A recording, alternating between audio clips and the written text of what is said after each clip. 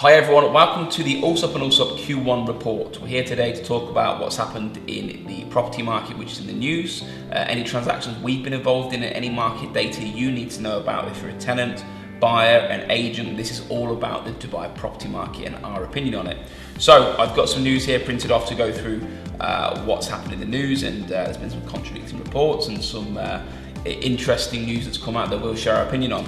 So first of all, really good news for the property market is the removal of fake listings, which is offering clarity on the Dubai property market. It's great news for Allsopp and Allsopp. It's great news and it's a fantastic initiative the Land Department's put in place. So to break that down for you, I know people have seen it in the news. If you are now going to list a property online, how it works very simply is you take the owner's documents, you get an A form, so an A form is for the seller or landlord to sell or rent their property with the broker. They will sign that form. But the next step, you need to issue that to the Dubai Land Department to get a Trapeze number, which is linked specifically to that property. Now, if any brokerage does not have that form, that Trapeze number with their listing, it will not go online. So what that's done for the Dubai property market is it's cleared up any fake listings. You'll no longer hear brokers say to you, hey, the property's no longer for sale, we've got something else you may consider. It should stop all of the potential phishing and fake listings in the market. So a real step forward. What that's done for Allsopp and Allsopp is we've seen our leads take a massive spike, especially the last couple of months or so, because there's a lot less listings in the market, giving agents who are doing the job properly a really good chance of speaking to real buyers. So really good news for the market, and well done to the Land Department for that.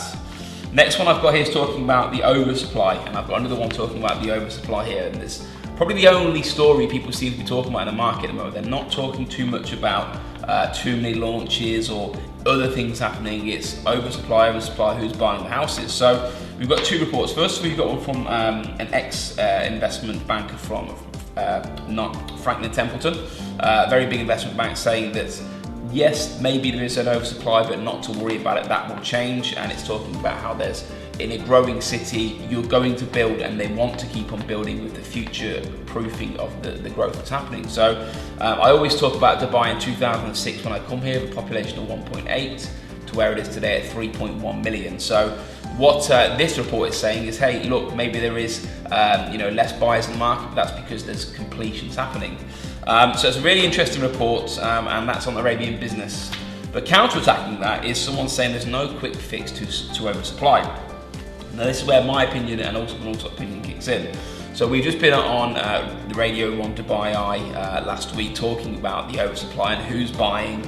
And one of the main things coming out of this is there's no quick fix for real estate in Dubai, and there's 20 to 30,000 new properties handing over. So anyway, I went on the radio at the start of the month and we talked about how this affects Dubai. Now, if you hear 20 or 30,000 units handing over, a lot of people will panic and go, oh my God, who's going to move into these houses? That exact same story and the quote of who's going to move into these houses was the same thing that happened when Jumeirah Beach residents handed over in 2006. And obviously they were all filled, and we've built hundreds of thousands of new units since then. So the same conversation is happening 10 years later, and they're saying, who's going to move into these units? 20 or 30,000. So they're talking about there's no quick fix for the supply. With 30,000 as a worst case scenario they're going to hand over, population increased nearly 210,000 people. So straight away there's going to be some sort of differential between handovers and people. So the common consensus people say to me, and there's no stats to back this up by the way, people say people move into Dubai, they can't afford to buy a home, these are lower paid salary people. Now I've actually communicated this on LinkedIn and social media. Someone showed me a stat that shows that, hey, these are all lower salaried employees, they can't, it's hearsay. So if you take the 300,000 people that moved in last year, and we say only 10% of them are going to buy, there's enough property, and there's enough people. That's at 10% of the population that moved to Dubai. Now what people seem to forget is that the people that are buying properties this year, they're tenants, and not someone that moved in year 1, they're in year 5 and year 6 into Dubai, so they're 5 years into a tenancy.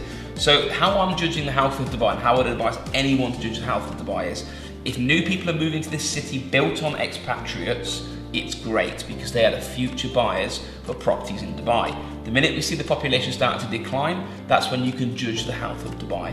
So for me, when we're talking about the health, we're in a really good place, and we're starting to see a lot of tenants now saying, hey, I want to buy a property. So that's the oversupply.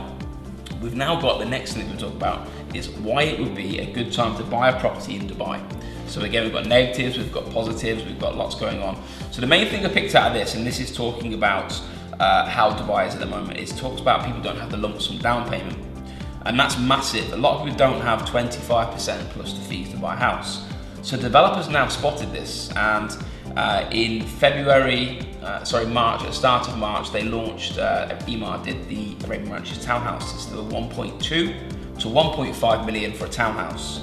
Now, you'd buy that property with a 5% down payment, and the payment plan would be spread across years. I mean, if you wanted to get an Akud and a property in your name today, all you would need to do is supply 50 to 60,000 dirhams down, and you would have a property to start a payment plan. So there's lots of developers doing that at the moment, where they're offering maybe 18 months spread or 24 months to pay the initial 25% deposit. What that's doing is that's bringing in a lot of potential buyers that are tenants looking to buy and spreading their payments and pushing them to developer stock. And this is where developers are at the moment. They may have lots of surplus stock and they're asking questions, how do we sell it? This is a fantastic way to get their property sold, and we're really seeing an uptake on that, where buyers are going to developers. So that's what's happening with the Dubai news. Next, I've got here the top 5 transactions within Allsopp and Allsopp. So I haven't picked the 1 or 2 million dirham transactions because there's lots of them, and we'll send out market reports if you're in the area talking about what's in your area and what's sold. I've picked the five most interesting. So one of the things that a lot of people say in Dubai is properties of a higher value don't sell, no one has the money. So I'll go through the 5 transactions. So we've got number 1, we did a District 1 5-bedroom to a cash purchaser. That was on the market for 40 days. And we did 7 viewings on that. That was sold for 12.4 million. We have a Hatam, which was sold for 7.7 million, and that was to a finance buyer. That was on the market for 15 days and had 17 viewings. We had a Jumeirah Island, which was sold at 7 million. That was to a finance buyer. Interesting, that property was on the market for a long time. It was on the market for around 6 months. Now what's happened with this property is it was overinflated based on the value of what it was in today's market, and the owner had understood that it's not where it needed to be, and now they've sold it at the market value. So that's typically how estate agents are working at the moment, trying to educate sellers on what their property's worth. We also sold a Blue Waters 3-bedroom for 5.5 million. That was to a finance buyer. That was on the market for 18 days, and we did 5 viewings on the property.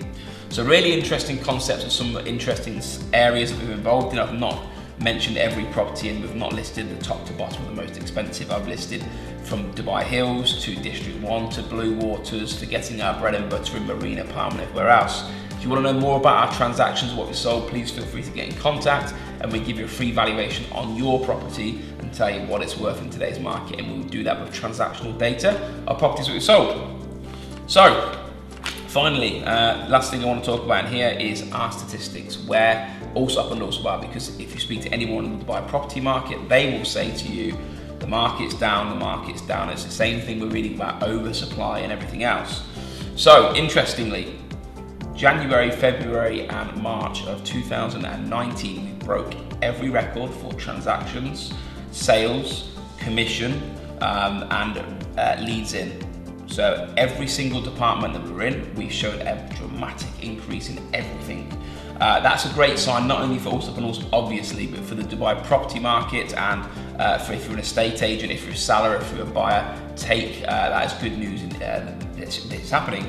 So buyer registration is up 20% from 2019 from 2018 Q1. Now that's with exactly the same marketing budget, with exactly the same amount of properties we pretty much had for sale. So we've got around just under 2,000 properties for sale in 2018. We had the same in 2019. Obviously we sold a lot of them properties in 2018 and replenished them with new stock. Our tenant registration, interestingly, was up 55%, and we've seen a dramatic increase in transactions that we're doing, as well as applicant registration. Now where that's come from is very simple. It's the people moving to Dubai. Now we have the strongest marketing budget as an estate agent in Dubai, and if you go and search in the major portals, we're normally the number 1 or 2 company that you see in an area when you're searching. So what's happening, these new tenants are coming in, a lot more people moving to Dubai, and they're renting the property.